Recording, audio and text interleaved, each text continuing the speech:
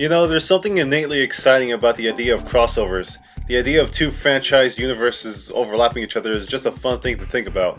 The Metal Gear franchise has of course seen its fair share of crossovers, so a couple of them you'd never even expect at the time. That'll be the topic I want to dive into for this video, though just for the heck of it, I'm also going to bring up a few instances of other franchises being referenced in the Metal Gear games. I'm not sure if small Easter eggs like that would really count as full crossovers, probably not, but I think it'll be worthwhile to mention them anyway.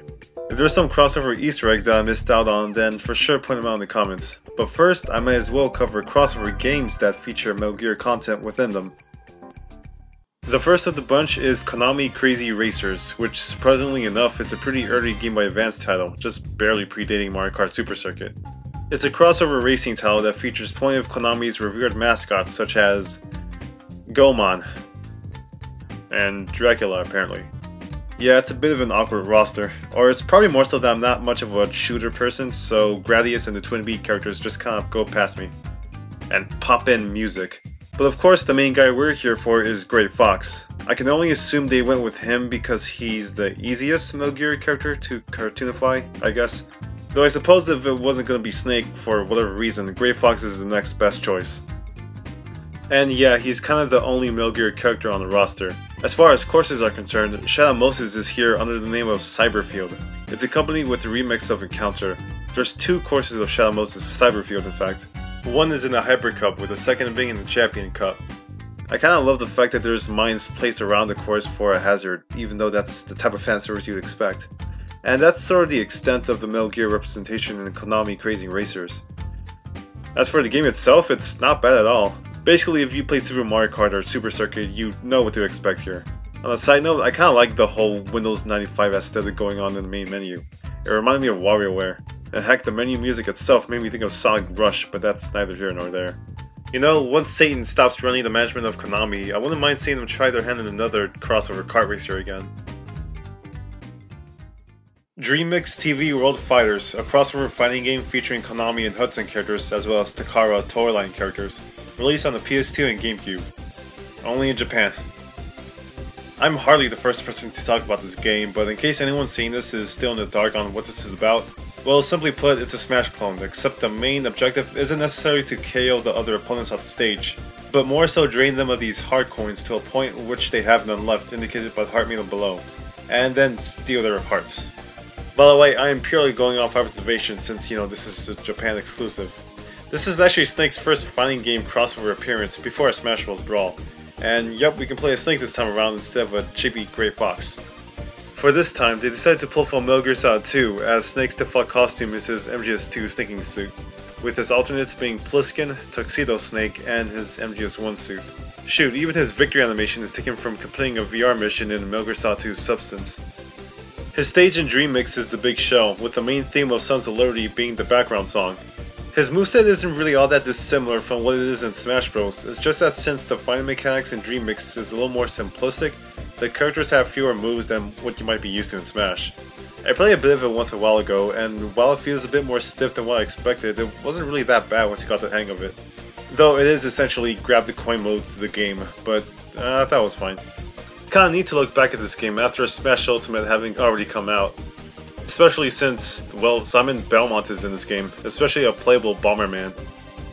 And this was all in 2003.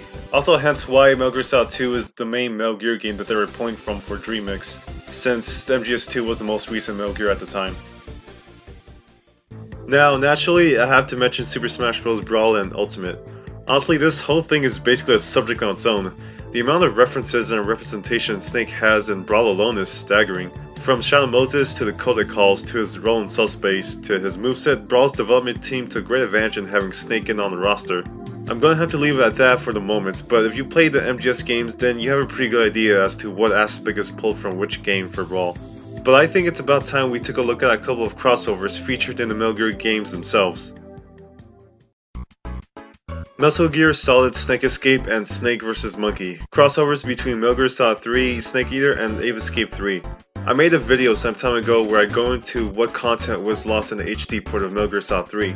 In that video, I mentioned that Ape Escape 3 had its own crossover mode called Metal Gear Solid. Though to go over Snake vs. Monkey briefly, it was a mode in the base Metal Gear Solid 3 that featured Solid Snake going through the different areas than Snake Eater to capture the escaped monkeys. In Metal Gear Solid 3 Subsistence, that mode was moved to its Disc 2 along with other content. Subsistence added 2 more levels to Snake vs. Monkey. Completing all the areas would earn you the monkey suit for the main game and the Pippo mask, although that mask could fuck all. For other details, definitely check out that video if you haven't already, but this time I'll be going into the Ape Escape 3 side of this crossover. After you battle Spectre in Ape Escape 3, specifically just the first fight with Spectre, because if you played through any of the Ape Escape games, you know that there's always a final fight with Spectre after capturing every single monkey.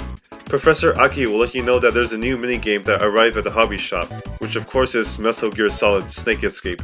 Plot in this mode is that the Professor's old colleague, Roy Campbell, contacts him in need of assistance.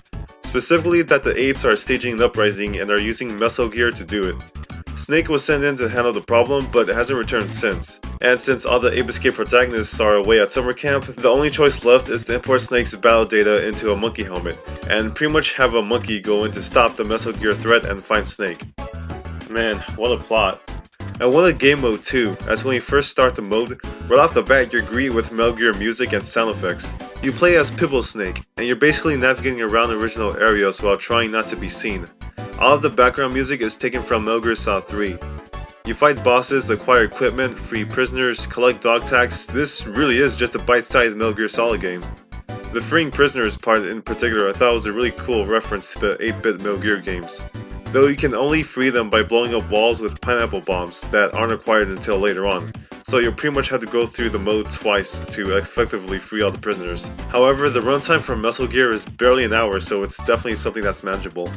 Some areas are inspired from the main levels of Ape Escape 3, but there are those that are completely original, like the first area. And I guess for some real quick spoilers, the mastermind behind this whole uprising is Pippo Ocelot. And once you destroy Metal Gear, you find him one-on-one. This part in particular was actually a bit bizarre because it reminded me of the final battle in Metal Gear Solid 4, but that game of course didn't exist yet. Did one influence the other? Well, either way, you save Snake, who sounds like he has a cold, and that does it for Metal Gear Snake Escape. Man, this whole crossover campaign was just insane to see. It really was a wonder for the PS2 era, especially if you were a fan of both franchises. Unfortunately, at the moment of making this video, Ape Escape 3 still hasn't gotten any sort of re-release yet, which is a huge shame because it would be a real treat to experience that mode firsthand. Or hell, even beyond that, Ape Escape 3 is an extremely solid game overall. On those merits alone, this should deserve some kind of port or remaster. Maybe someday though.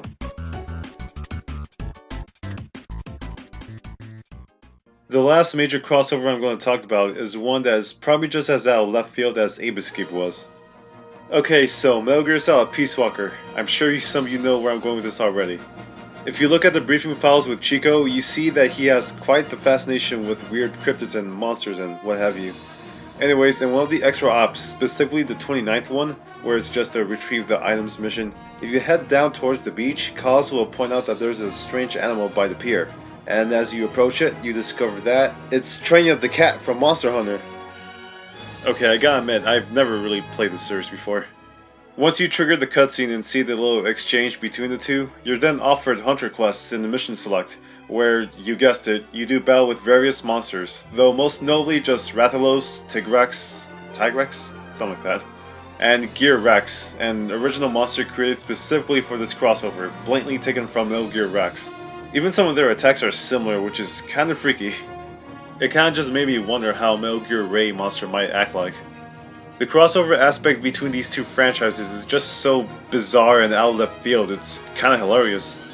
Especially the reactions from Chico and Kaz and the others about these monsters.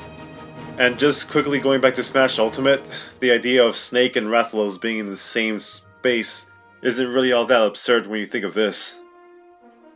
And that should probably do it for this video.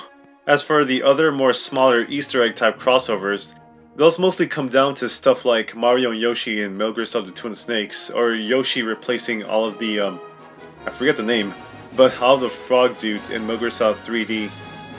In Metal Gear Solid 2, there's a Police Nuts poster in the computer room, which is a game that Hideo Kojima had developed before. Speaking of which, there was also that Zone of the Enders bit in the Twin Snakes as well. And you also have Metal Gear related costumes and content in games such as Little Big Planet and Super Bomberman R. Oh, and Raiden in his Revengeance attire was in PlayStation All-Stars alongside Metal Gear Ray. That was a thing. And now that about covers things. So thanks for watching and until next time.